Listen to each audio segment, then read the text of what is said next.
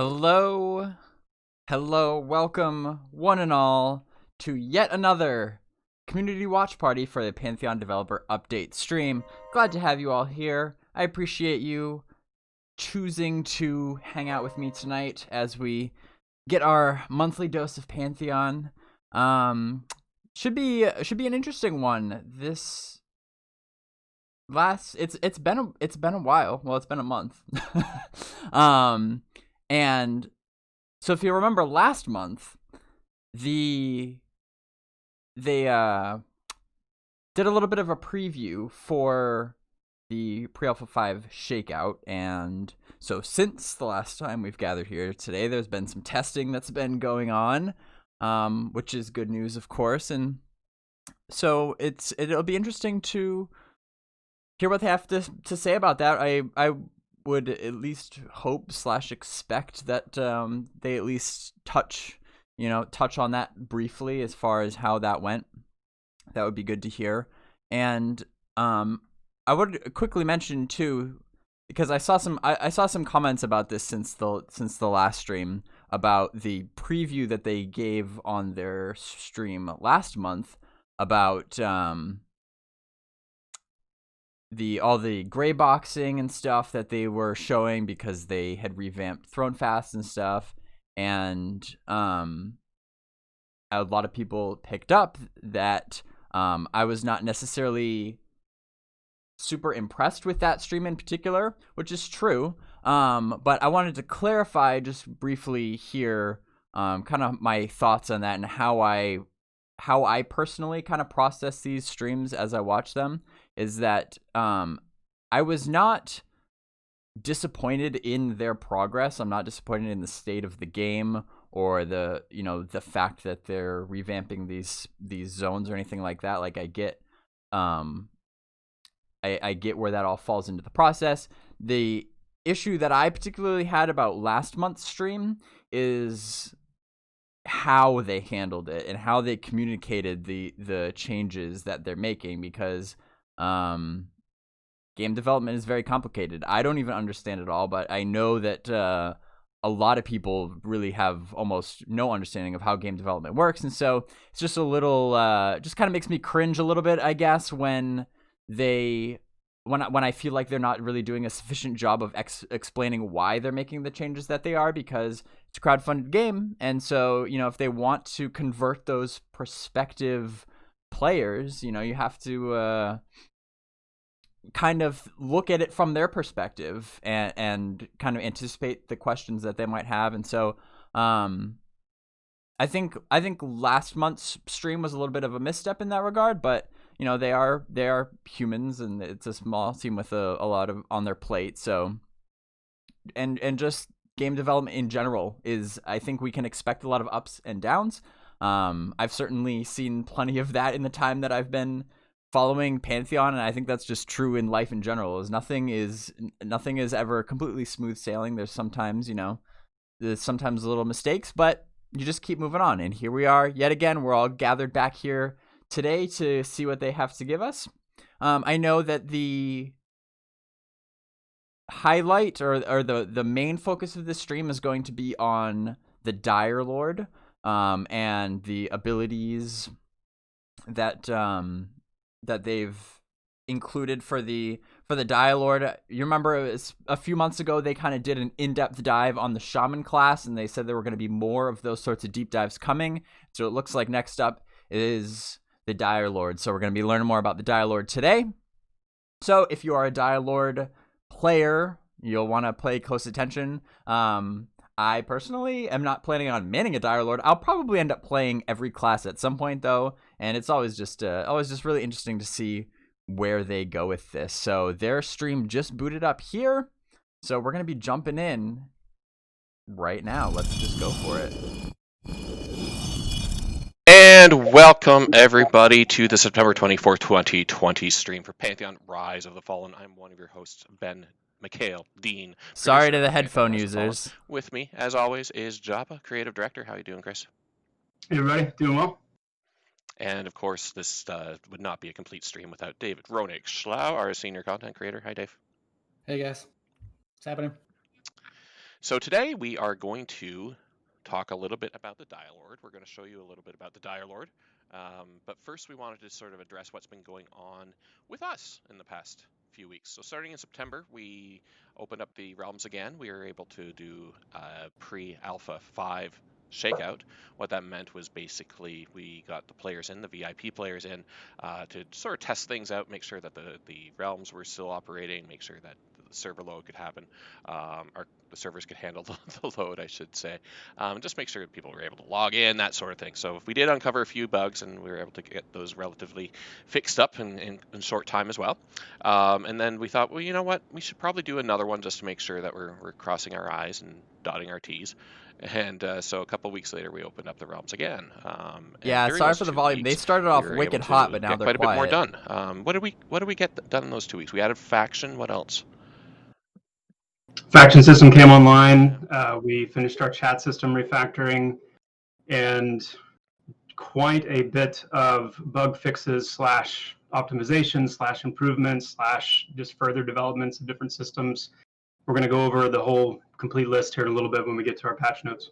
Cool. We opened up Avendir's Pass for the players the second week as well.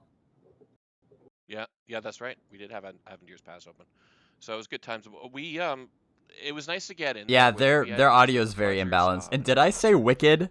get in Yeah, there I'm so sorry. That's see what definitely a they were New England saying. thing. They gave us a lot of valuable feedback, but all in all, we had a Is this really better good time. volume-wise? Sounds like I'm coming through really, really loud. Yeah, Yeah, turn you I guys would both down a I would little say bit. so. I'm glad somebody said something. I'm reading that your volume could come up a hair, Ben, and mine could come down a hair. Yeah, all right. Let's try that. I'm just right. That makes Okay. me The Goldilocks. Yeah, good spot. Okay. So yeah, we got in there. We were able to play with some of the pledgers, have a good time, get some good feedback. There are a lot of cool things about it. It was just nice to get people in game again. What were some of the things that stood out for you, Dave? I mean, you hit the nail on the head for me. I think just getting the players in there, you build this world and you're kind of running around with just the members of the team, and then it's flooded with other players and watching them kind of do all the tasks and watching them sort of discover all the perception pings and just, I think my favorite part was definitely as players sort of got into AVP and saw the scale of the zone and just were awed kind of by what we were doing, even in the gray box state that things were at. I think that was probably the highlight for me. What about you, Chris? Having players in the game is always the highlight, just in and of itself. Specifically, I think it was put on display very strongly that we take our systems very seriously. We take the performance of the game and the sturdiness of our gameplay systems seriously. Not to say that there's not going to be bugs and ways to improve those things, but for those testers who, especially those who had been in the previous pre-alpha sessions, I think there was very, very clear and deep and important progress on our gameplay systems, the mechanics, and just the overall performance and functionality of the game. So that's really important. I think the other piece is the way the different differentiators that make Pantheon what it uniquely is starting to work together in that kind of concert and harmony, where that gameplay loop is starting to actually stand out. It's not, we have this idea over here and here's kind of a demo of that, and we have this idea over here and there's a demo of that, but it's like I'm playing Pantheon, I'm actually experiencing all these things naturally as I play the game. And I think the potential for how these systems, as they grow and develop and expand across the game world, was really powerful for players and also really powerful for us in the form of affirmation that we really are on the right track. And the servers, held up really well. Obviously we talk about Kyle a lot and Robert Crane, on the programmer side, and obviously Kurt and his team did a great job. And I want to give a shout out to Madaki too. Did an amazing job just, being there for the community all weekend long. Yeah, it was some long hours for lots on the team. So, but it was a lot of fun too.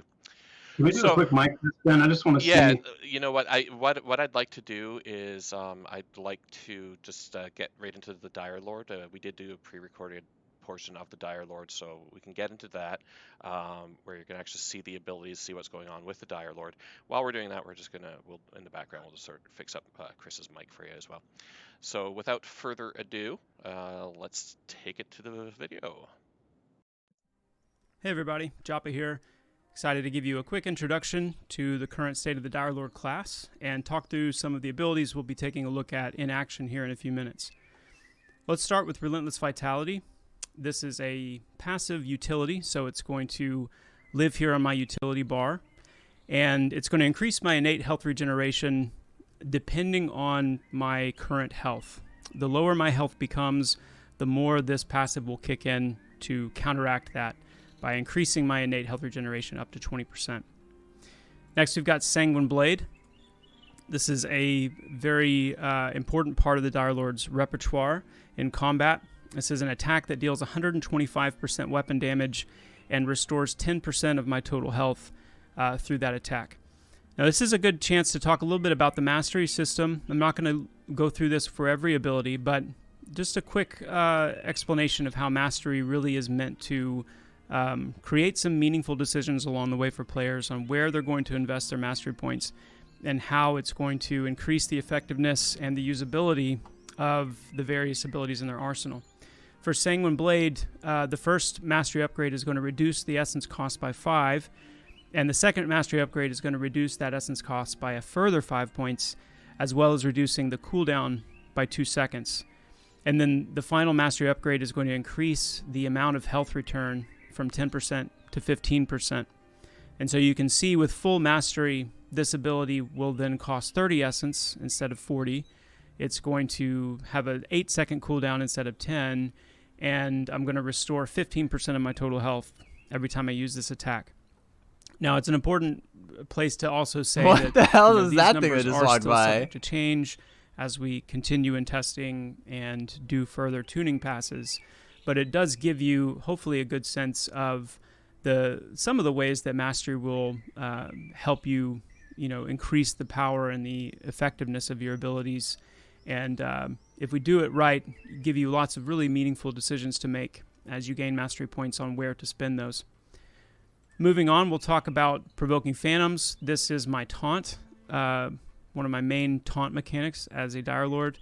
When I apply Provoking Phantoms to a target, it will stay on that target, and every time I attack that target and deal damage, I'm going to increase the stack of Provoking Phantoms by 1 all the way up to 20. And the higher the stack of Provoking Phantoms on a target, the more threat I'm going to generate every time I there it do is a again. threat-generating action towards that target. Now, the catch or the constraint on that is it's a very powerful taunt, but I have to make a very careful decision, because if I switch targets and begin attacking a different target, I'm going to lose my Provoking Phantom stacks on the previous target if I do that. And so I have to make a decision in combat whether to use other abilities in my arsenal to try to control a situation where there are other NPCs that need to be, I need to gain their attention, or I need to make the hard decision of losing my Provoking Phantom stack on the current target to switch. Thresh is another melee attack that deals 200% weapon damage and causes the target to bleed for 20% of the inflicted damage over 10 seconds. Our first blood state here, Torrential Veins. This is basically like a stance that the Dire Lord can enter into.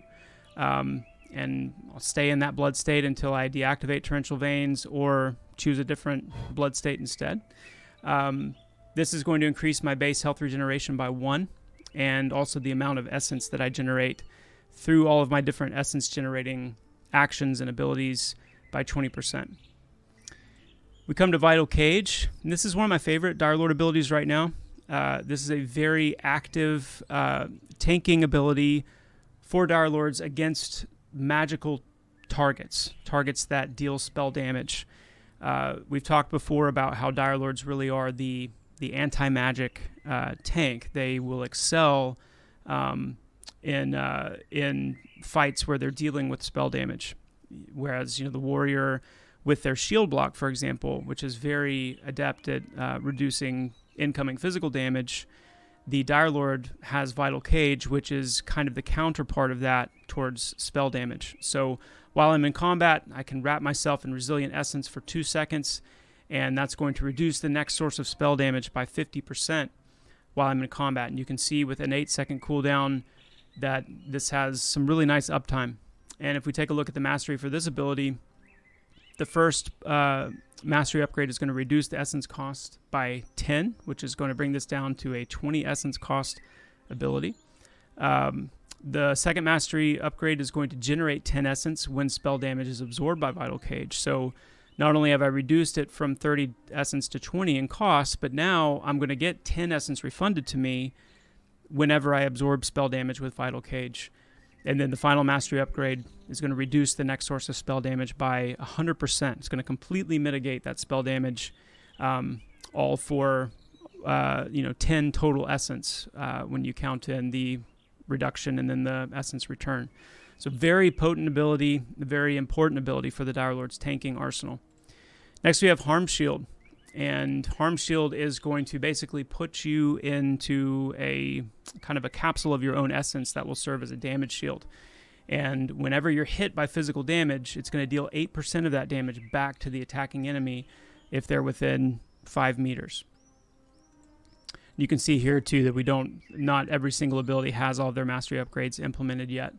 That is forthcoming as well. We have Deafening Whisper next. Deafening Whisper is going to basically serve as an interrupt for spell casting. It's going to interrupt an enemy spell casting and then silence them for 4 seconds. And this is a melee ranged ability, so you have to be within melee range to use it on a target. We've got Essence Thief. Manifests at the location of an enemy up to 15 meters away, generating 20 essence. This is a great gap closer for the Dire Lord, and it gives you a nice chunk of essence, especially if you're empty, to get a fight started. We've got Lead in Blood. Lead in Blood corrupts the blood of an enemy, slowing their movement speed over 5 seconds until they are completely rooted to the ground, and the target will remain rooted for a further 3 seconds. We have another blood state, the Nightmare Blood state, and this is going to apply 10% of all the damage you deal as bonus threat. So again, if you're in a situation where Provoking Phantoms is applied, but you're behind on threat and you need to generate a bunch of threat quickly, you would jump into the Nightmare Blood state, and that would help you kind of gain that initial amount of threat that you need to clamp that target down. Next we got Blood Fiend. This is going to purge your bloodstream, cleansing the most recent poison or disease effect on you.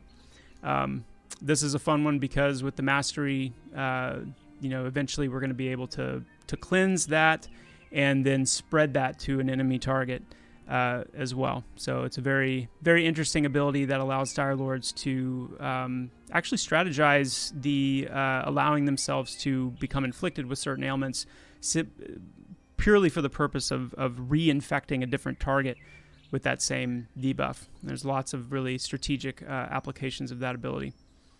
We've got another passive in Terrormancer. This is going to reduce the duration of fear effects on you by 50%. Sanguine Shield.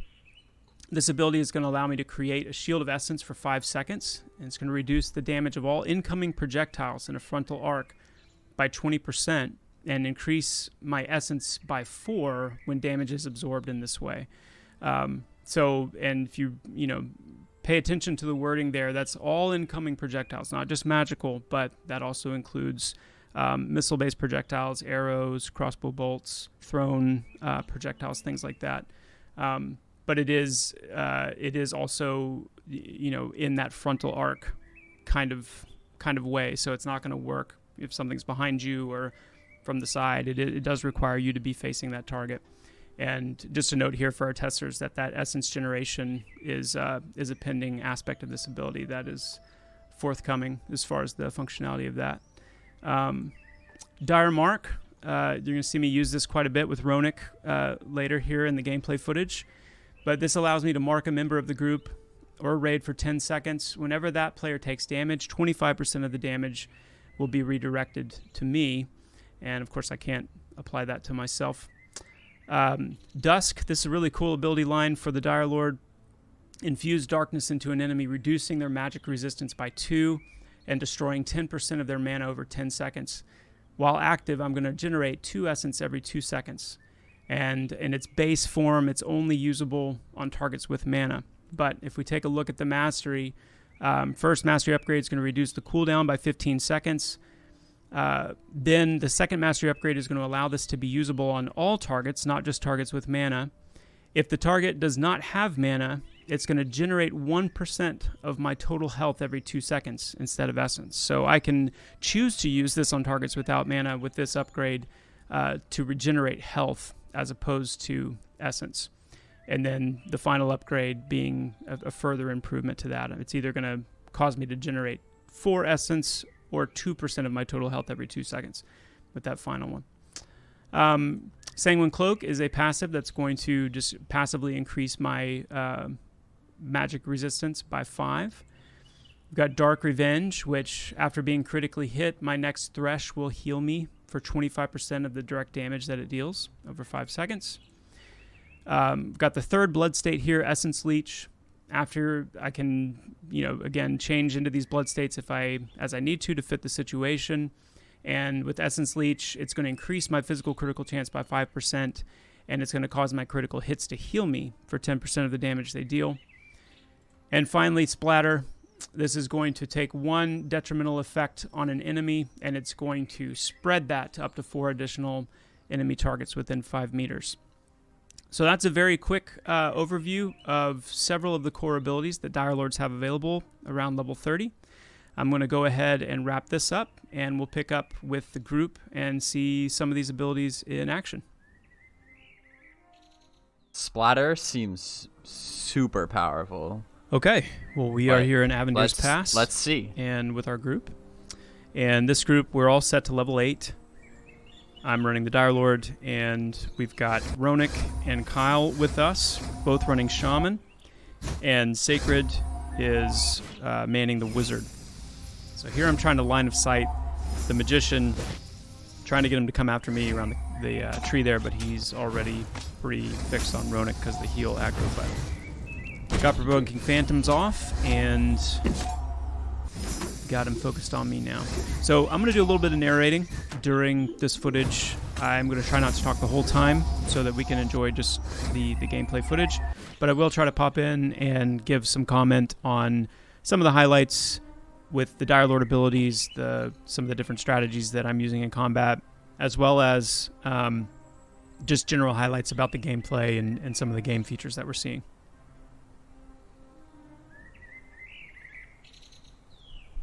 At this point, I was explaining something to the group about those 2 abilities.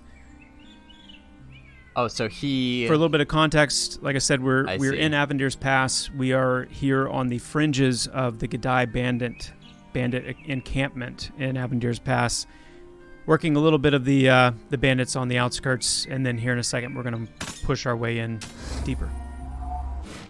So they recorded this gameplay, then he went back and kind of commentated on it, and now we're all rewatching it. I, for one, actually kind of would like him to narrate as much as possible. That's just me. One thing to call out is the faction information in the chat window. This is our faction system at work, which we were able to get implemented before the last Shakeout 2, so that we could test it, put it through its paces, and it's working beautifully, and it's really exciting, and we'll see a little bit more of that system at work in some of the footage here in a second, but it's already creating some really interesting game situations. But it's important to note because the faction system is what governs not only NPC aggro towards players, but also their social aggro with one another. And these bandits are all aligned with each other as part of that Gadai bandit faction. And so we have to be careful how we move through here to make sure that we're not biting off more than we can chew. I was just highlighting there that I do have the Torrential Veins blood state running, which is increasing my essence gain in combat. And also highlighting a mushroom there for one of our mana users to pick up. Those mushrooms are pretty sporadic, but if you pick one, then you can eat it, and it'll restore a little bit of mana. So this is where the Dire Lord gets really cool. even with the small set of abilities I have available at level 8, against magic dealers, magic users, I have Vital Cage, which you'll see me pop here, and that is reducing the incoming spell damage I'm taking from those spells by 50%. And like we saw with the mastery upgrades, that eventually will get up to 100%, a full mitigation. But it creates a really fun, really involved tactical gameplay for the Dire Lord, even at early levels, against magic-based NPCs. I'm glad he said what level they were, because I didn't catch that at first. Level 8.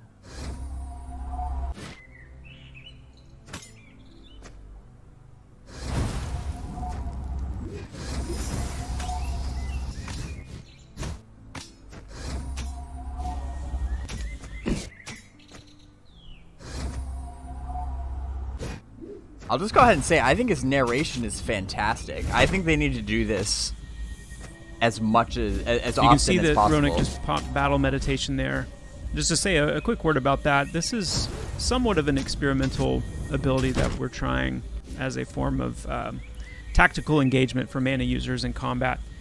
And got some really good feedback from it already from internal testing. But the way it works and what makes it tactical is that as it stands right now, resource regeneration shuts off in combat. So as a mana user, you're not getting mana back naturally while you're in combat. And what Battle Meditation does is it's on a pretty hefty cooldown, and it's only usable in combat. But as you can see, it provides a really substantial amount of mana return. And the catch, and what makes it tactical, is that while you are channeling Battle Meditate, you are dramatically increasing your threat towards enemies that you are in combat with within a 30-meter radius. And so what that means is the longer you channel Battle Meditate, the longer you stay in that state regenerating mana, the more likely it is that you're going to pull aggro off of your tank onto you with any of the enemies that you're in combat with. So it's a pretty cool risk versus reward mechanic that allows mana users to have a little bit of control over their mana return in combat, but at pretty sizable risk.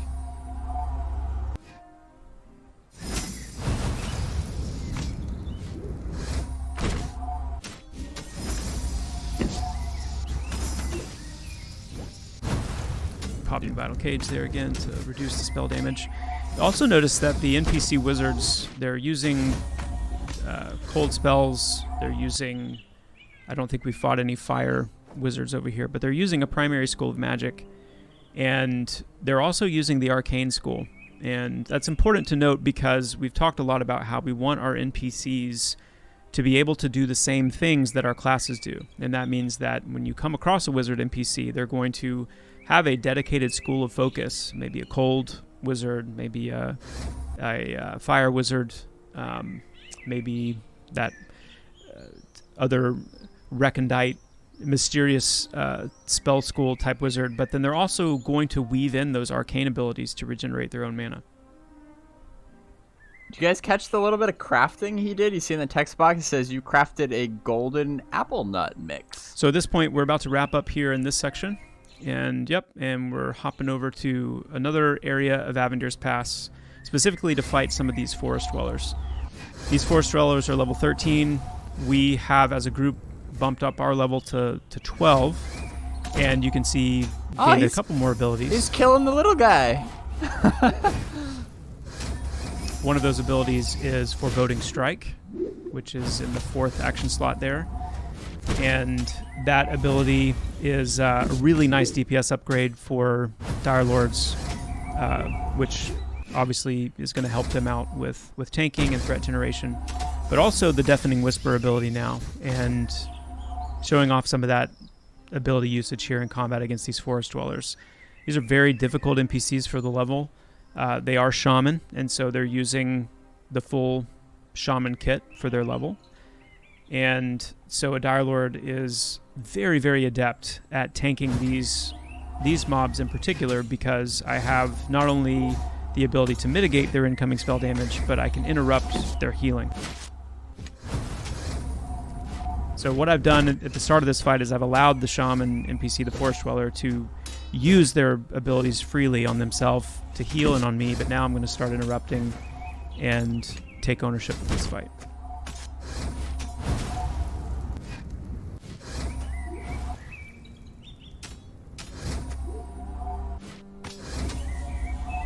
Didn't even get a chance to get the final Fang off. So we're going to jump one more time to the final location, and this also is in Avendir's Pass, but we're now at level 30, and we've come across a pretty high-level pocket of content here. Before we got this segment started, though, we noticed this mad wizard kind of wandering up to this section of ogre infiltrators. And you're going to see a really cool aspect of the faction system at work here, because the NPCs have their factions, and they follow the same faction logic that they do when they're dealing with players. Which means that mad wizard, who is on the Shattered Wand faction, is at war with these ogres who are on the Dawn Hunter faction. And Love when that. two NPCs that are at war with each other come in contact, this is what happens. Obviously, the ogre victorious being quite a bit higher level than the wizard, but it was a really interesting moment before we got started. Yeah. So what I didn't notice makes here the is world my feel so much more Provoking alive. Phantoms actually got resisted. And this is when I finally started realizing that one Sacred had already pulled way too much threat for me to... Well, it's partly the threat he pulled and partly the fact that he was running around like crazy. Classic.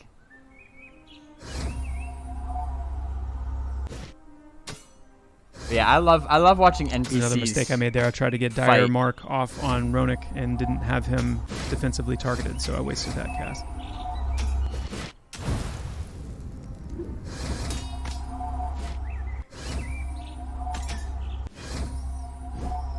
Popping Harm Shield, increase my DPS threat generation a little bit.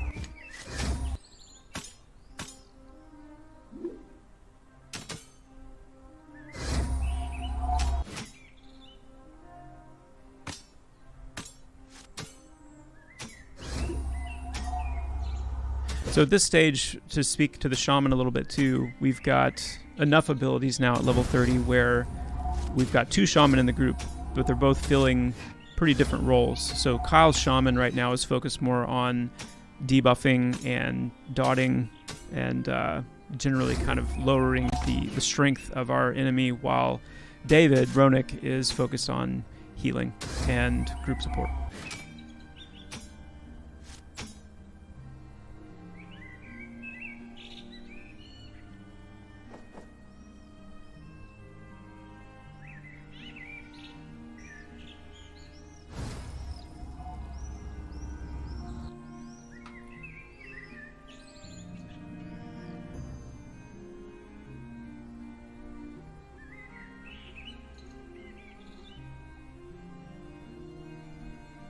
I want to know what those like perfectly spherical orbs are going to be, and like why they're just out in the middle of a field.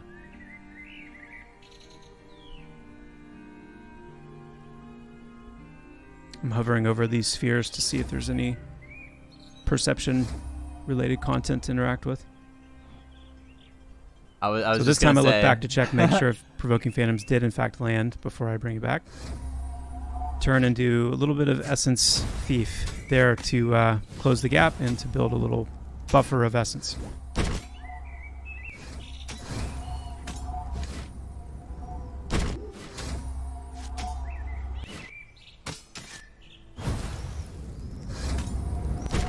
Going to see the time to kill on these reduced a good bit now that Sacred is back for most of the fight and can continue that wizard DPS.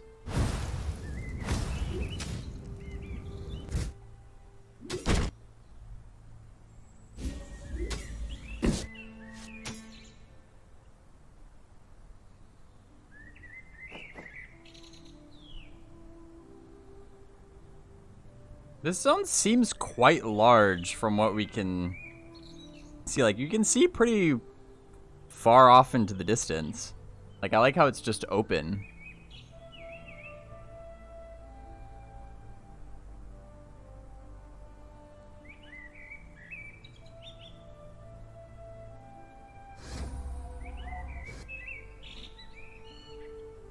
So this fight, we decide to use the Shaman ability, Primal Fury, which Kyle just cast on me there.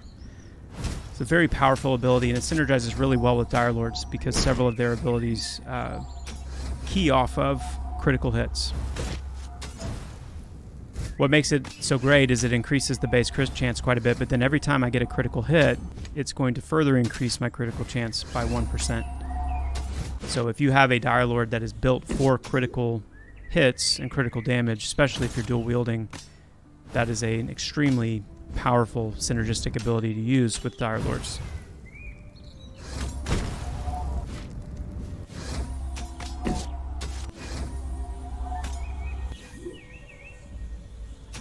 This turned out to be a really great camp spot, right in the level 30 range, even for not a full group.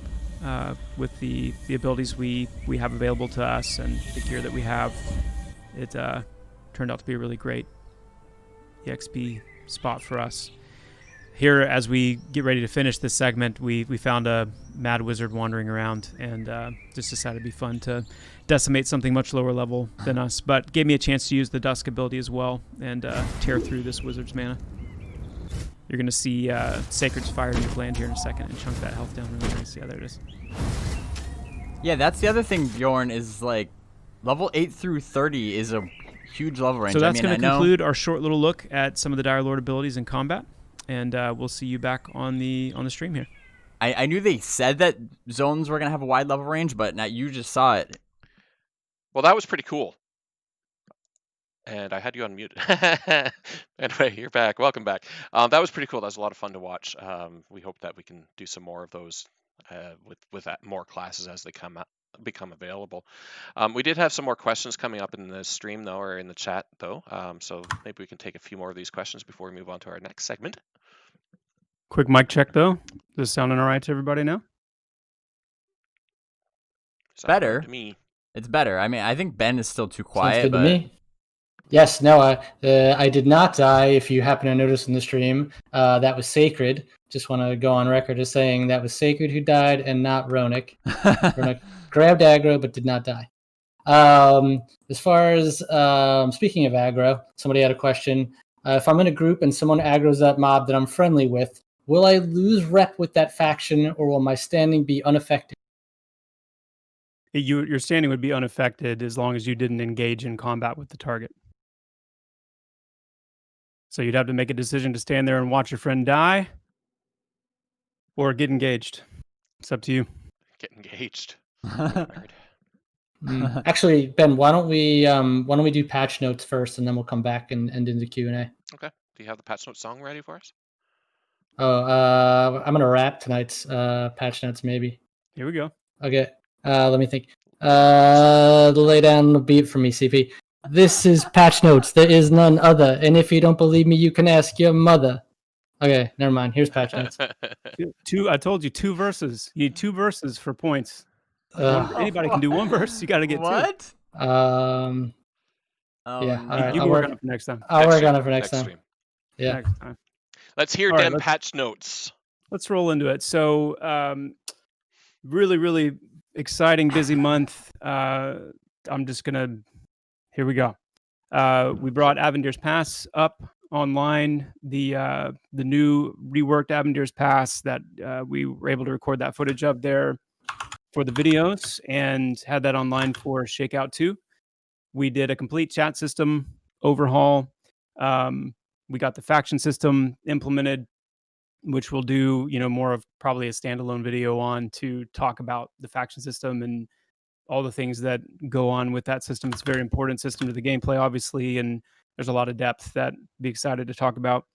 We got class and race restrictions hooked up to all of our itemization following our itemization refactor. Got all that hooked up and working now internally. We did a nice rework of the NPC leashing. And just to say a few things about this in particular, there's a difference between NPCs leashing when they're bugged out or when they can't, physically get to the player. We still have some work to do with when it comes to the climbing system or situations where the player is in a location where NPCs should be able to get to them and can't currently because they don't have all of that functionality in place yet.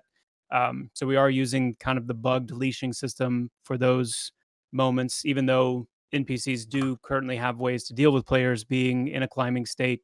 But there's still a lot more kind of robustness that we want to have there, for NPCs to be able to actually climb after you, or be a little bit smarter in how they navigate to you. So for now, we did some reworking with that versus what we would call like a post combat state, where if an NPC kills you, they're not going to leash, or if you run too far away, they're not going to leash. They're going to just walk normally back to their spawn location. So we did some good reworking of that to make that a little bit more waterproof. With the faction system, we were able to get our aggro and assist radius logic under the hood working a lot better.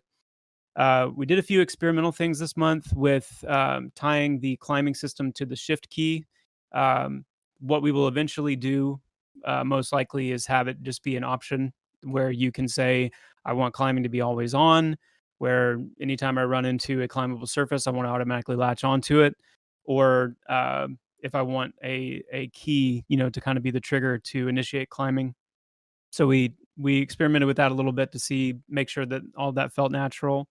We got the battle meditation online as well as another kind of experiment to add a tactical aspect to combat. Not going to go into detail on battle meditation because I explained it, pretty thoroughly in the stream, but it is something that we're looking at and we'll continue to look at as more classes come online that have, some of their own intrinsic mana return capabilities. We'll be keeping an eye on that ability. We also got the bag of experimentation online, which is just a temporary name for a bag that allows you to gather, walnuts and apples around the zone in various places and combine them together to create small meals and things like that. Obviously, that will expand. The functionality of that will expand, and it's really the precursor to our scavenging system, which is pretty exciting, and we'll be able to talk about more down the road. We got bind stones implemented. We didn't show that in the stream, but we want to basically get bind stones in place where players can experience how we plan on binding to work, as far as being able to find these bind stone locations, bind to those specific stones, and then have that be where they respawn after death. And reworked a little bit of the Dire Lord ability progression. And then just a whole lot of bug fixes. I'm going to go into a bunch of these here. Improvements to player loading. Fixed a bug with healers not getting experience when only healing during a fight. Fixed ability to pull threat on a friendly NPC with heals on players in combat with that NPC. So reworked and got healer aggro feeling a lot better. Kills by party members now count towards your task progress. So if you're on an active task that requires you to kill certain things, then now if you're in a group, anytime those are killed, it's going to count towards your progress with that group. We fixed several issues with auto run, fixed several bugs related to item stacking. We fixed an issue with defensive buffs that were able to stack with themselves. Fixed some issues with climbing for climbing up, at the top of a climb and making sure that was working in all cases. Fixed an issue with seeing other people's equipment unequip and kind of be equipped and be unequipped, and making sure that was updating visually for players. Skip some of these here just to get to some of the more interesting ones. We had an interesting bug in the first shakeout with particle effects on hands kind of building up over time and just becoming these like bright, almost like dying stars and of brightness. And we got that cleaned up. Fixed for NPCs not attempting to continue rotating at their target. Server side only fixed. We adjusted NPC movement speed universally. Fixed several animation blending issues.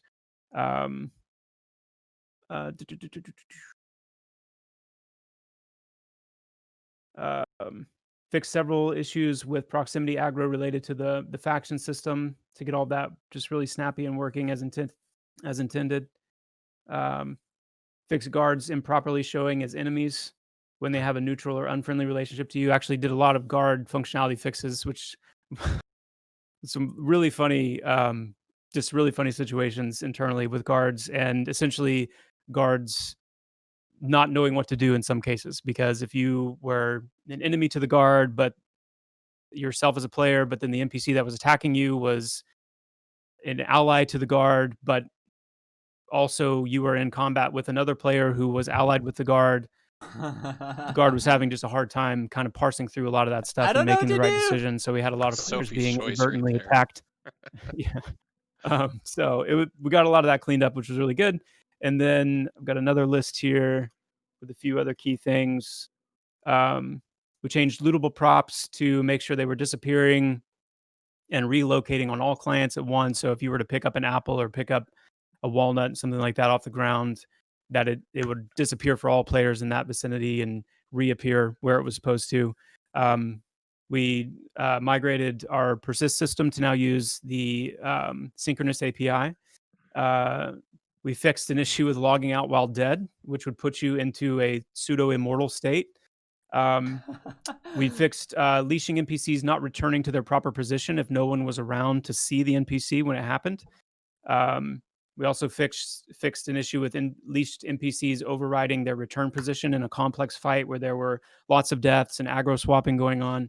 And then we improved the AI handling of line of sight casts. So essentially we made it a little bit more difficult to abuse the line of sight system against NPC casters. So that's probably only half of the list, but for sake of time, I think that's enough. Very busy, very exciting month. Lots getting done, lots of improvements, and barreling forward. All right, Ray, take some questions. Yeah, we have a few minutes. Yeah. So this is sort of half. This is a good question because it kind of hits into the faction. Walking Waste 1 wants to know if Khan and Hale will be in the game. So obviously you want to talk about Khan. I thought that was a Star Trek reference for a second. I'm like, Khan?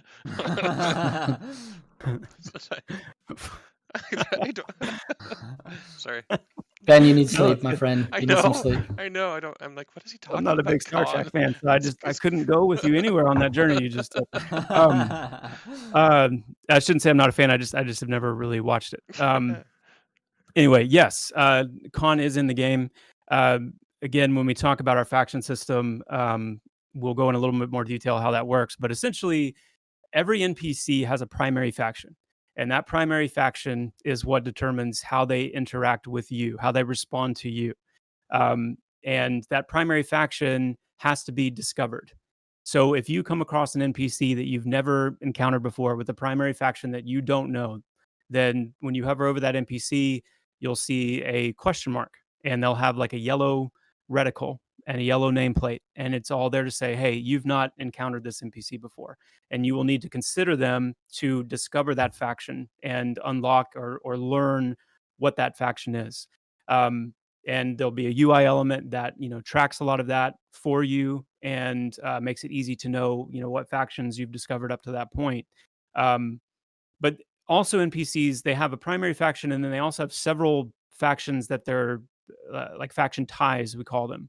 So a particular NPC, like you saw when we were killing the Gadai, you had 3 or 4 faction hits and 3 or 4 faction gains based on all their faction ties. And so the consider system is alive and well. It's even more meaningful now because there is this kind of smaller gameplay loop of discovering these factions. Some factions are going to be resistant to considering. So that might be where a keeper has to come in and, kind of unlock that faction for, players in that vicinity. Some factions also won't be discoverable except by really finding that source faction.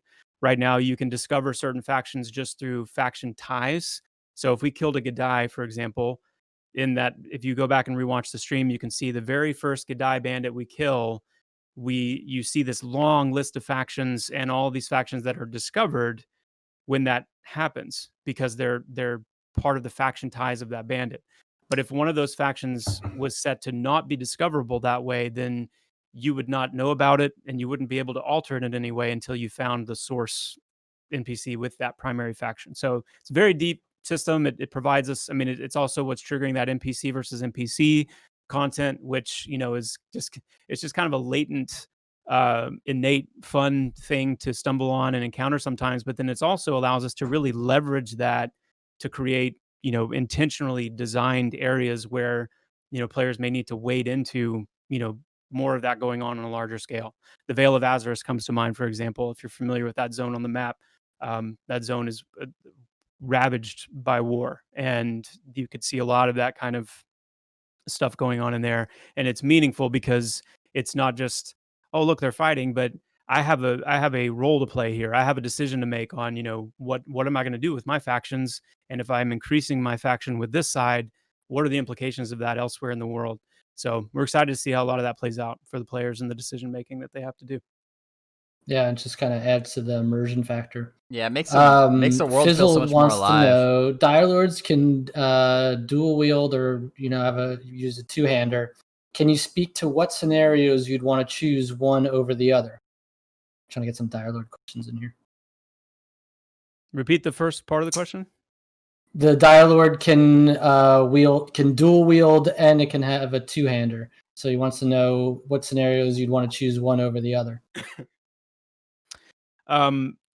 There's going to be advantages depending on the weapon type. And one of the things that we've mentioned before in the previous, or the very original Dire Lord class reveal, is that you would have a bonus to critical hit chance using single-handed or one-handed weapons, and you would have a bonus to critical damage using a two-hander. But that's part of one of the things that we've kind of reimagined. There's some ideation that's happened since then where I feel like we can go a little bit deeper than that, a little bit more interesting than that. And that's just something we'll share a little bit more information about later. But it's really going to come down to, which of the different bonuses are going to be more advantageous for you in that particular situation where you would decide between one-handed dual wielding one-handed weapons or using a two-hander. Great. Murkia's Life wants to know, is there a max amount of debuffs that can be casted on a mob? There will be, but we haven't locked that number in yet. Okay. I don't know if we can answer this one yet or not, but I'll ask it anyway. Goofy Warrior Guy wants to know, will all the classes be playable during this Phase 5? All of the classes that we have officially announced as playable will be playable at some stage throughout pre-alpha 5. Yes. There you go. Congested Gamer would like to know, that's my voice. Congested Gamer would like to know, is the threat system fully implemented? Would healers need to worry about threat from overhealing? The threat system is fully implemented, and yes, healers would need to worry about threat from overhealing. You're just that good of a tank. You're just okay. So this name's gonna be hard. Jobus 187 wants to know, you don't just gain abilities once you level, correct? You will need to find a trainer or gain it through a class quest. Is that correct? Correct. These are questions, by the way, that people in pre-alpha may know the answers to, but we are allowing the people at large to maybe know other answers. Okay, we talked a little bit about the bind stones. This is a good question, and it's an opinion question. Zaid God would like to know, on a scale of 1 to 10, how much of a success was the shakeout process so far, in your opinion?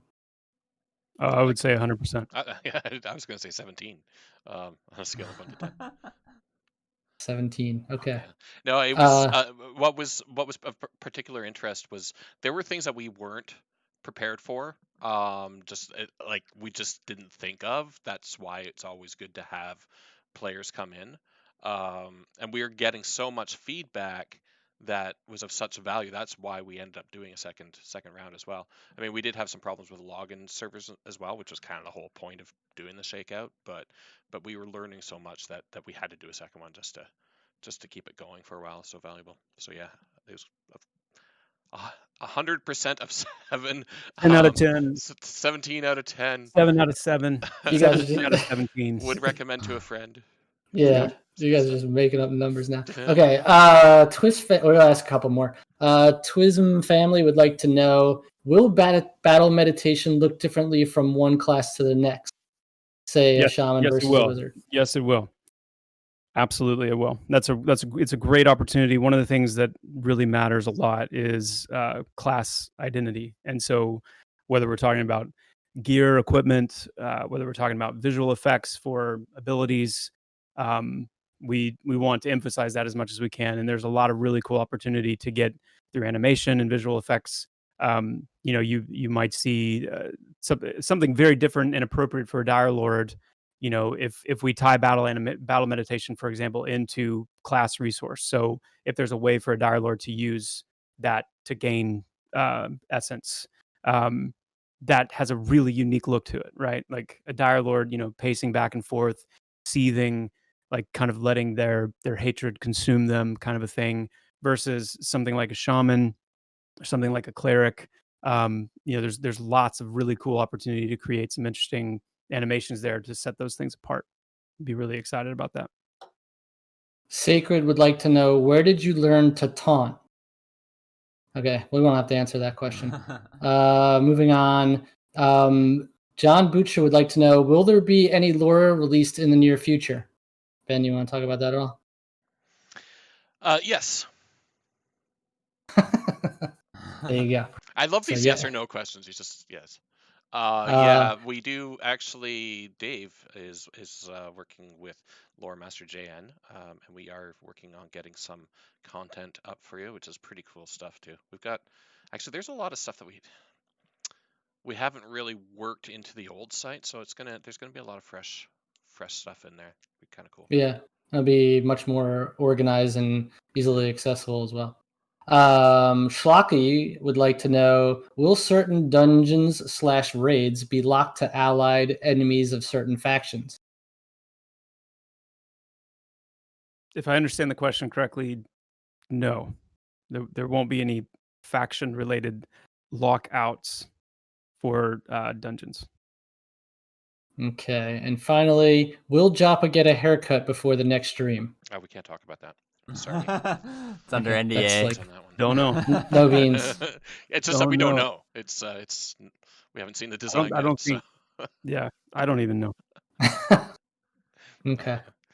It's not even an internal discussion. We haven't met about it yet, so we've got several things we need to talk about first. We got to talk about Star Wars. We got to talk about like our number system. Star Trek. Star Trek. Wow, my God. Losing a lot of geek cred in this stream. You just lost about half our audience, my friend. Wow. We have 4 viewers left. Thanks, Chris. Sorry. Joppa! Okay. I think we'll call it there. Well, thanks for joining us, everybody. It's been a pleasure as always. And if you're interested in checking out more pre-alpha streams yourself, you can head on over to pantheonmmo.com. Pledge packages. There are still pledge packages available for VIP packages, which include pre-alpha testing, which is still going to be going on for a while yet. We will be making more announcements as to when the next sessions are, but expect those to be coming out soon.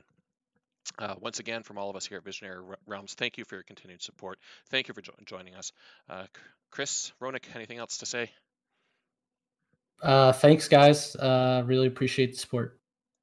It was a lot of fun. I can't say enough what it means to have players in and playing, and we are trying to go as fast as we can to get this game ready and to make it as good as it can possibly be. So thank you for the continued support, the patience. And onward and upward all the way. Cannot wait till the next time we can do this and show more and get some more of you in here. Let's do it. Thanks, everybody. Good night, everybody. And now we break it down. That was good.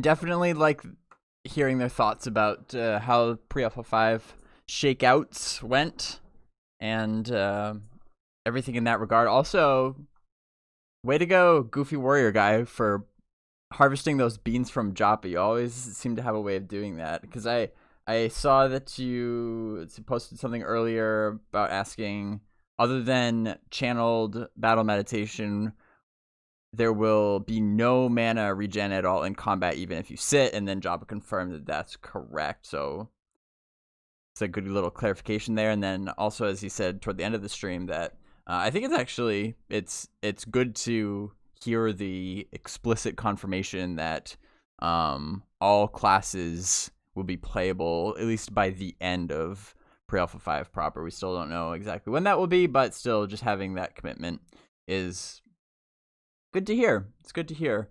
So I'll just kind of start at the beginning with the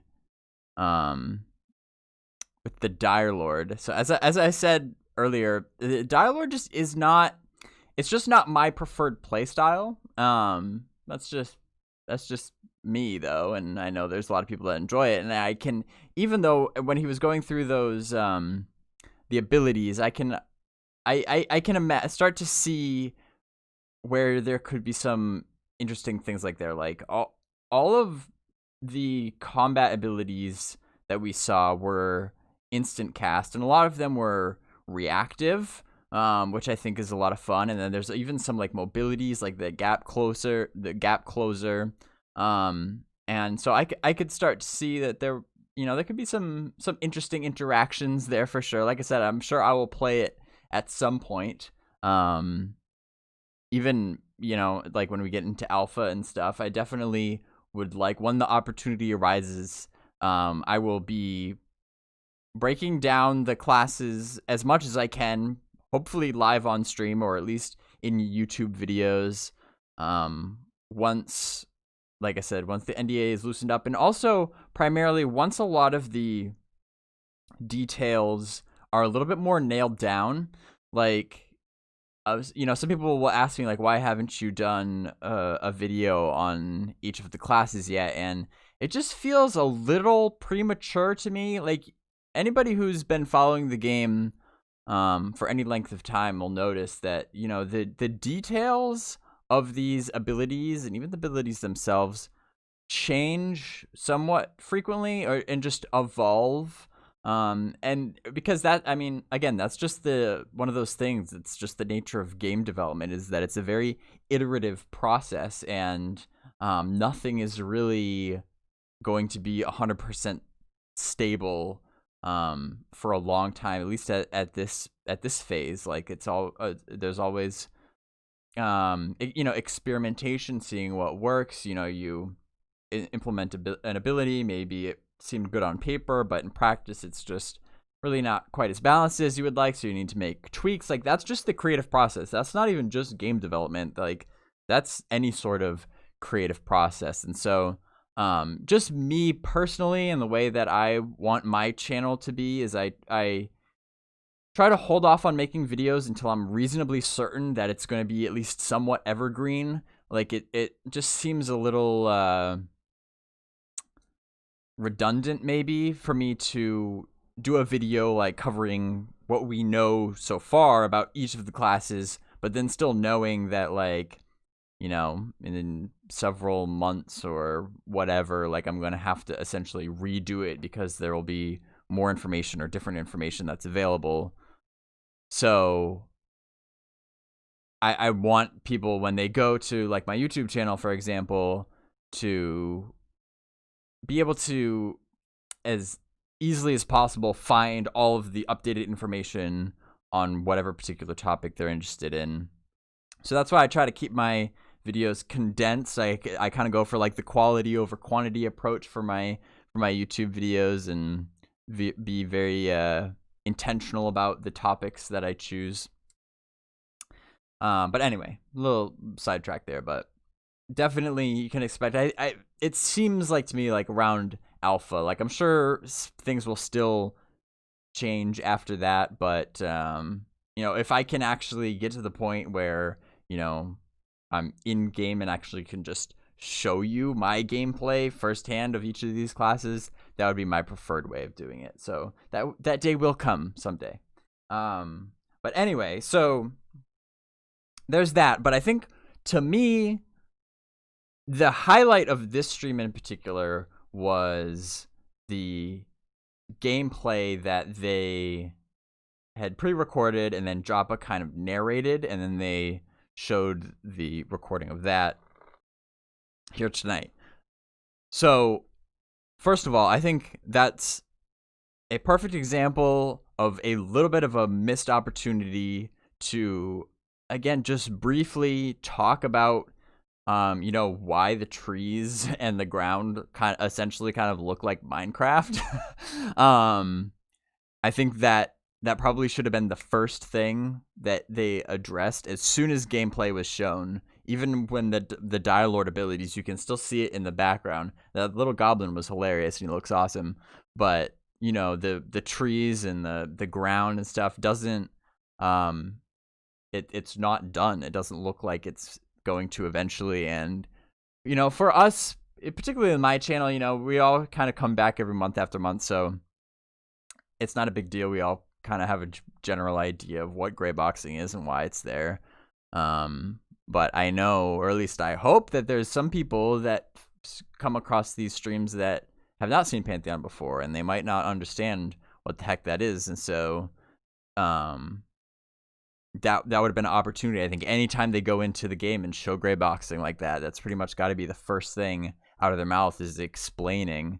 I know it's just, like, partway through the stream, you can see Ben, I think, kind of like added in a little pre-alpha build label, which is good, but it's not enough.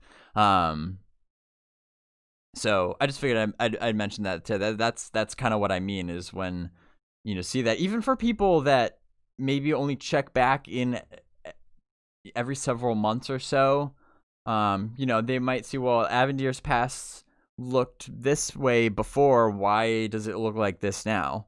It's not really self-explanatory as to why it looks like that. So I'd like to see them do a more thorough job of explaining that. But the gameplay itself and Joppa's narration in particular, I think, was really, really cool. And like I said before, I think it's something that they need to take advantage of as often as possible, because Joppa just has a really elegant way of explaining what's going on. And I think that's important because a lot of people, when we do these streams with Co or whatever, anytime there's such gameplay, there's, again, just a lot going on where if you haven't played Pantheon firsthand or any similar games or whatever, it might not be entirely obvious all of that really kind of is going into combat and what's going through the players' minds as they're making these decisions. Like, people aren't going to know that unless it's explained. And so I think Joppa explaining the intricacies and the strategy of combat help it to not look quite as boring to the people that don't understand it. So it gives you a really good idea that there's a lot of decisions, even though it might not have like the most flashy animations or whatever that you have ever seen. There's still a lot of strategy and then coordination with your teammates, and even execution at certain critical points in the battle. I think having that narrated makes it a lot easier to understand. So I'd like to see them do that every stream. Let's do it every month. See, what else was there on top of that? Oh, the spell and icon spell and item icons. Very minor thing, but I just wanted to point out that I think those were looking particularly nice. I noticed the improvements there.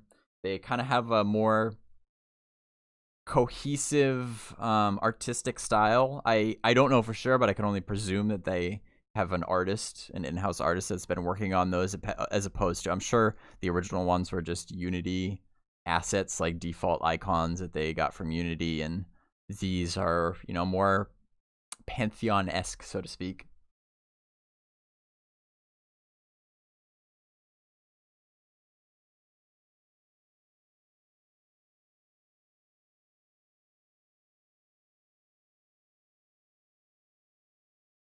Oh yeah, that was the other thing. Was NPC versus NPC battles. Touched on it a little bit, just kind of like during the stream, but that was another highlight for me from this stream too, because like I said before, like seeing those sorts of interactions between NPCs that will go on regardless of whether you're there or not, that is one of the best ways to make it feel like a living, breathing world. They always talk about how they want it to be immersive and feel like it is a world that has a life of its own. And so having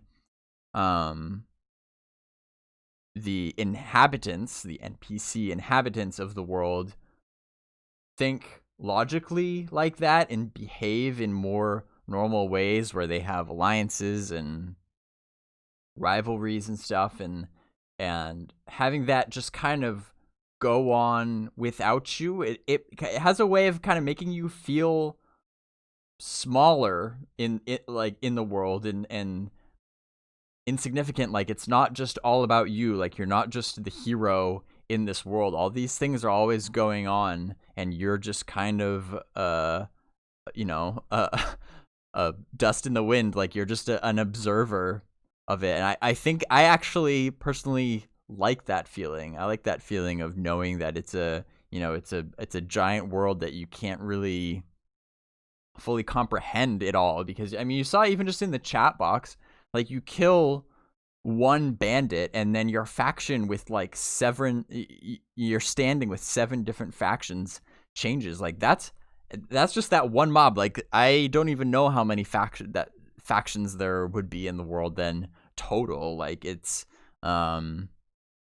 it seems like a complex web, and I think that makes for some really interesting decisions. Like your decisions actually have impact, and that's exactly how I think it should be. It's not just like, in WoW when you have like the Alliance and the Horde and it's just very like binary like that. This seems way more complex.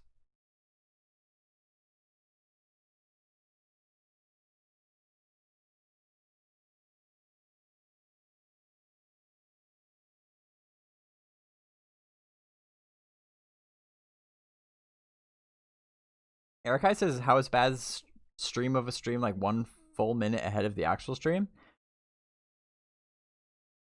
I have no idea, because I'm just watching. I mean, I'm just watching their stream on my. I'll show you. I go back over. I'm just watching their stream on my screen. So I don't know. I don't know if there's some sort of delay. That is kind of weird though.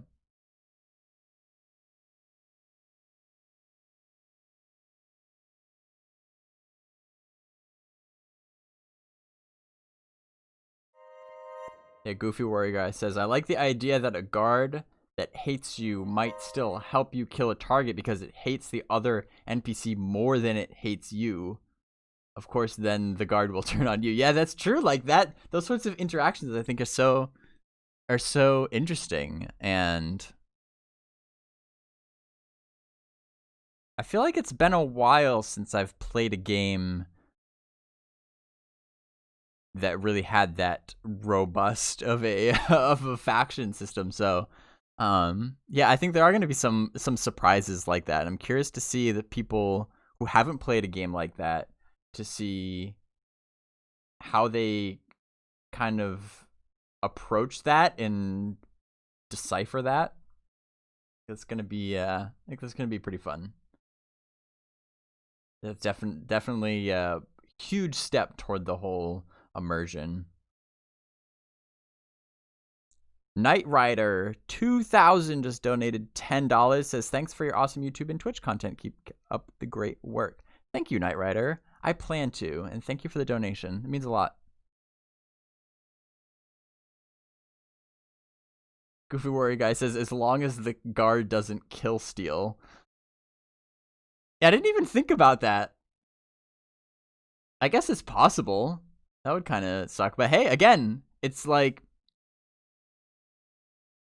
I think if it happens, it happens. Again, you're not like it's not all about you, and it's not all about me. Like I feel like that's how it should be.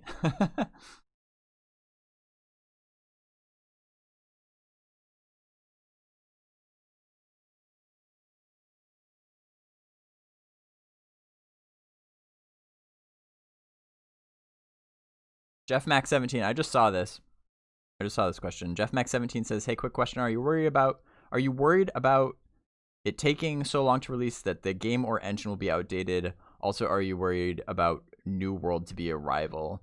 I'll answer those questions in reverse order. Am I worried about New World being a rival? Not really, because I think.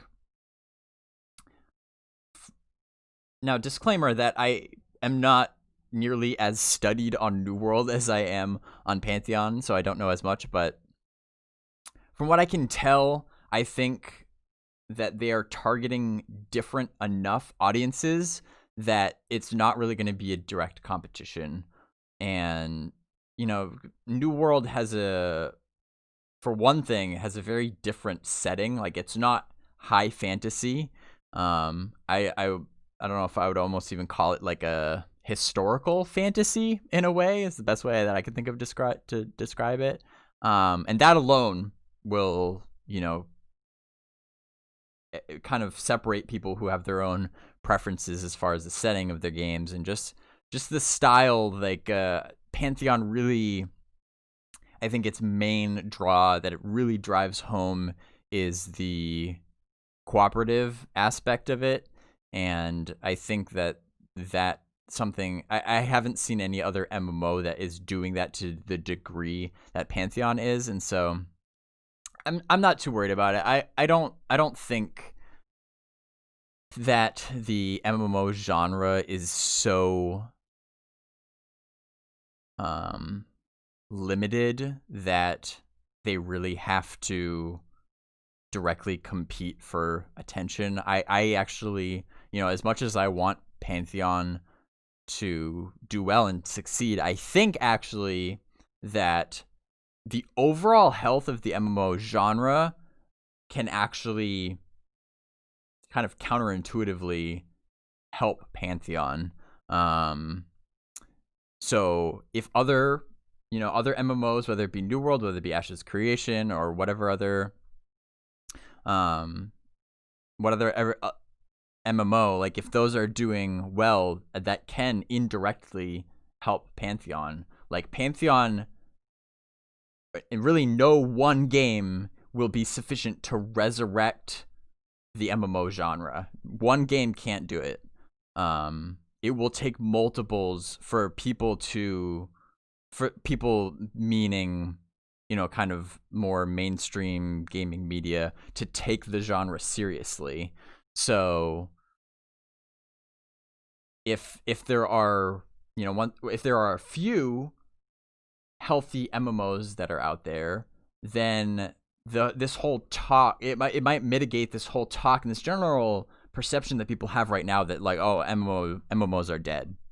Like that's a very common narrative that I see online, is that MMOs are dead. That's a thing of the early 2000s. And even if Pantheon on its own does really well, it's still not going to be enough. It's going to take other MMOs to really get the ball rolling to a point where the genre can get back into a healthy state and continue long term, so that we can have many more generations of MMOs. So, and that happens because, you know, maybe people start off playing Ashes of Creation when it launches and they play it for a while and they like it, but eventually, you know, inevitably, maybe they get tired of it.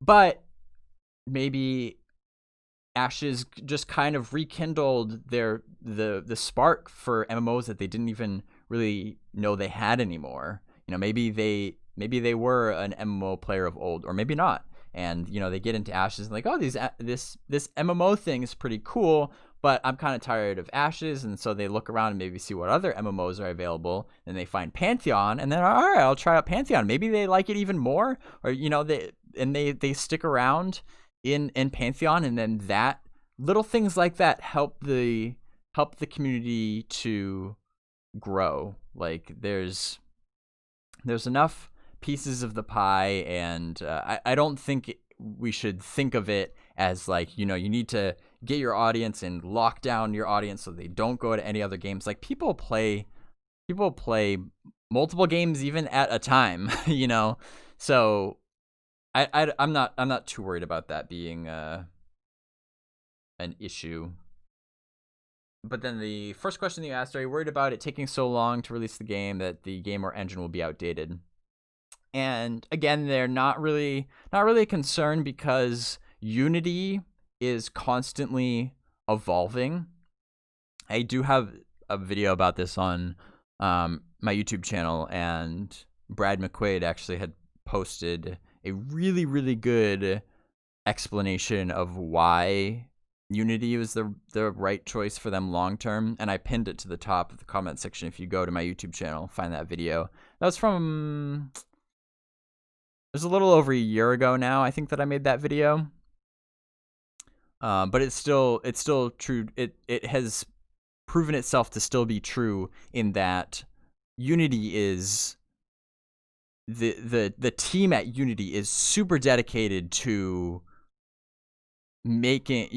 keeping Unity relevant in today's day and age. And so any updates that roll out to the Unity engine itself then become available to the Pantheon team so that they can implement it. And now, of course, I seem to remember them saying that they don't always update. They don't always take on those updates immediately. They kind of wait to kind of suss it out and see if there's going to be any potential conflicts, or let the engines, the bugs in the engine itself kind of work themselves out, get some more patches in, and then if it makes sense for them to incorporate that update, then they can do that. But if you see what the Unity team themselves is doing, like with ray tracing and all that sorts of stuff, like they are super committed to making sure that Unity does what it needs to do to be able to keep up with the other engines that are out there. And fortunately, partially because of Brad McQuaid and just the connections that he has in the industry, he has kind of set up Visionary Realms to have a pretty special relationship with Unity devs. Like making a full-scale MMO like this hasn't really been done with Unity before, so I think it's natural that people might be a little skeptical about that. But the Unity devs are all about Pantheon. Like they're super excited that somebody has chosen their engine to make a full-scale MMO like this, and so the Unity devs are personally on board in that sense to make sure that the engine does what it needs to do to make Pantheon a success. So I think that's reassuring. So yeah, I don't see that becoming too much of an issue as it stands now.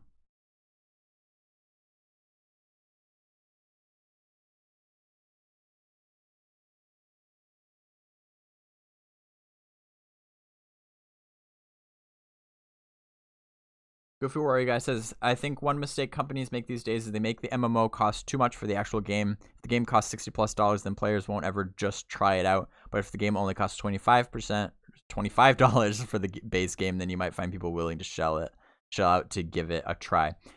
I think that's a good point. And that's part of why the devs, they haven't talked about it recently, but in the past, they had talked about quite a bit how Pantheon will almost certainly have a free trial period at the beginning. Obviously, we don't know the exact details of how that will work and what sort of restrictions might be on those free accounts. But, if you have whether it it could be either like you have one free month, or it's free up to a certain level, or whatever the case may be. Giving players an opportunity to try it out, to see if it's for them, because everybody's got their own different play styles, and each MMO, really does kind of have its own style and flavor and feel, and so it might not be for everybody.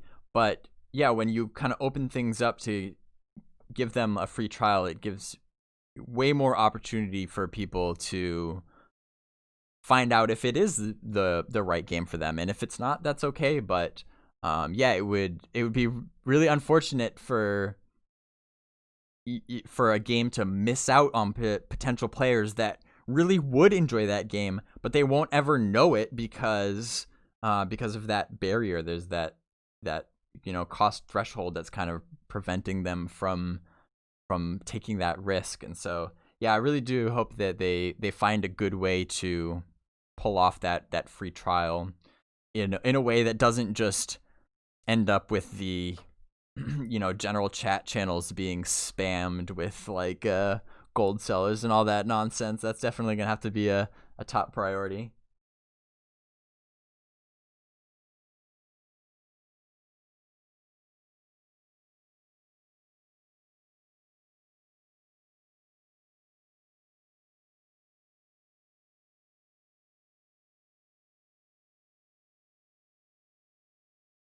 Donler says Ashes of Creation is a bit closer to Pantheon's genre. I'd say that's fair. Like, and also because Ashes is kind of following a similar crowdfunded approach, and they were kind of started around the same time. I see a lot more people compare Ashes to Pantheon. And again, like, I get it. I still don't think that they're exact competitors. Like, Ashes seems to place much more of an emphasis on PvP. So I think the people who just have a PvP preference, which there's nothing wrong with that, because again, everybody has their own, things that they prefer in MMOs. So the people that prefer PvP will probably go over there, but the people that want a PvE centric experience, again, where you're really having to create these connections with other players and strategize and coordinate with them to overcome the intense obstacles that the PvE content present. I have not seen any other game out there that takes that as seriously as Pantheon does. But then again, that's just my perspective, my assessment of where things are at. Again, I don't know quite as much about Ashes as I do for Pantheon, but that's how I look at it right now. OX Land says, thanks, Bazgrim, for your content. You're welcome, and thank you for being here, because if none of you were here, then I probably would not be able to do this. So thank you guys. It's always super fun to just hang out here and chat, talk about Pantheon. Good times. Donler says, Baz, with all of these launches going on right now, are you getting a new graphics card or console? I don't have any plans to right now. I'll probably wait until I can have an opportunity to stream Pantheon more regularly. Then I would probably consider it. To be honest, I mean, like, I keep an eye on a lot of the other, areas of the game industry that are going on right now, but I really don't play. I really don't play that many games actually anymore. It's like, I could never really. I don't think I could ever be like a variety streamer where I don't have this like massive backlog of games that I want to play. That's just my preference. I prefer to just stick to just a few games that I really enjoy and am good at, and that's just kind of where I'm at. It takes a lot for a a game to kind of enter my focus where I want to actually buy it. And to be honest, like following Pantheon and making YouTube content for it and doing streams like this and stuff takes up the majority of my free time. Like, and I actually, even when I'm not streaming like this, you'll see me just talking in like Pantheon Discord channels or on social media or stuff like that. Like, as it stands right now, I find that to be a lot more enjoyable than playing any of the other games that are available out on the market right now. Like, that's just me. I know it's not for everybody, and I haven't always been like that. Like, I used to play a lot more games, but right now, like, I'm just having fun, just kind of watching Pantheon unfold and talking with fellow fans. I just find it ceaselessly interesting.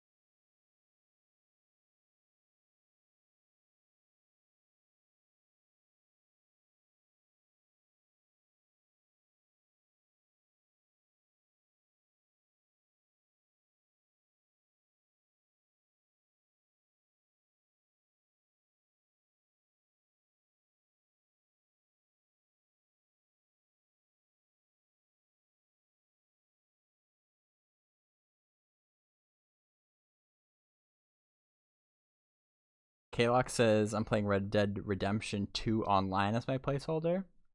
That's cool. I like watching some of those videos. I've watched some pretty funny Red Dead videos. What other games are you guys? I'm curious what other games you guys are playing right now to kind of hold you over. Like, everybody, like, what's the Pantheon placeholder until then?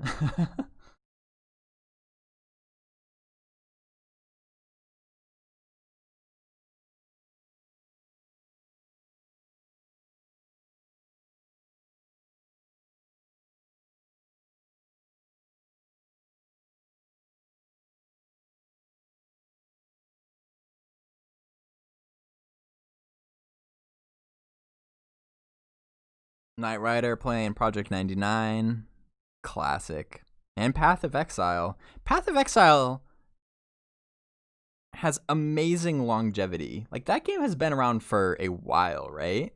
When did that game launch?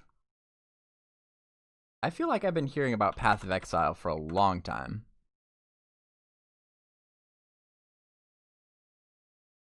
(2013). Okay, so maybe not quite as long ago as I thought, but it still seems like it's going strong. Like, am I correct in like that it's had kind of more of like a recent resurgence? It's got good reviews. I don't really know much about it, to be honest, but I've definitely heard a lot about it.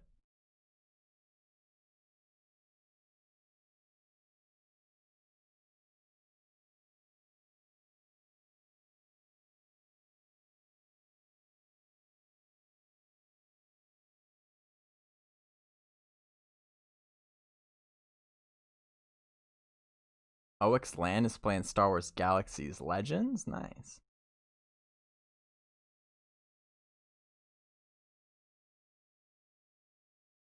Goofy Warrior guy says, I tried to go back to Project 99, but they changed some things. It took away some of the quality of life stuff that I thought was just dumb. Simply to simply be true to classic. Oh, that's interesting. I didn't know they had done that.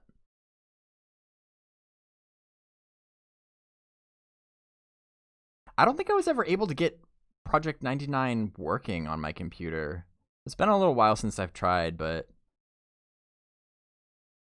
yeah, I don't remember what happened with that. I would love to play some 99 just to see what it was like, but yeah, for some reason I just couldn't get it working.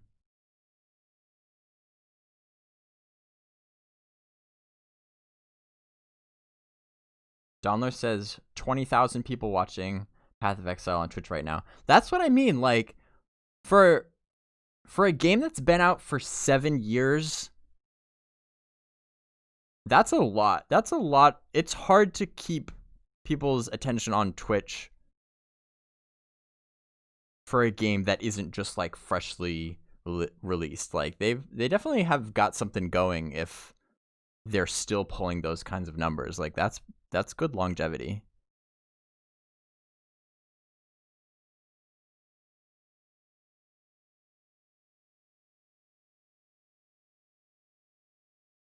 Oh, Knight Rider says 20,000 on PoE watching because a new league season just started. Interesting. So that's how they kind of keep it. How they kind of keep it fresh, keep people coming back. It's smart.